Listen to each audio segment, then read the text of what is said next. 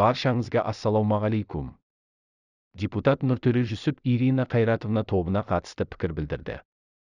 Сенат депутаты Нұртөре Жүсіп жақында Ирина Қайратовна тобына қатысты пікір білдірді.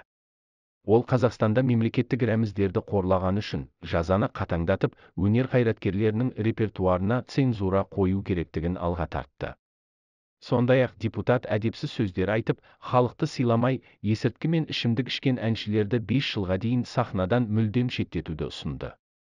Мәдениет министрлігі жанынан репертуарлық алқа және республикалық, облыстық көркемдік кеңестер құрылсын. Бұқаралық мәдени шараларды өткізу талабына халықтың салт дәстүрі мен әдет-ғұрпын сақтау және құрметтеу ережелерін енгізуді. Осы талаптарды бұзған шығармашылық ұйымдардың қызметін 5 жылға шектеуді талап етеміз. Депутаттық сауалға жазбаша жауап беруіңізді сұраймыз, деді Нұртөре Жүсіп премьер-министр Әлихан Смайыловқа.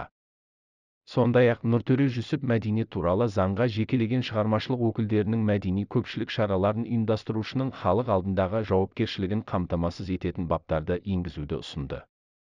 Еске салсақ, артынша музыканттар өздерінің әдепсіз қылықтары үшін кешірім сұрап, айыппұл төледі.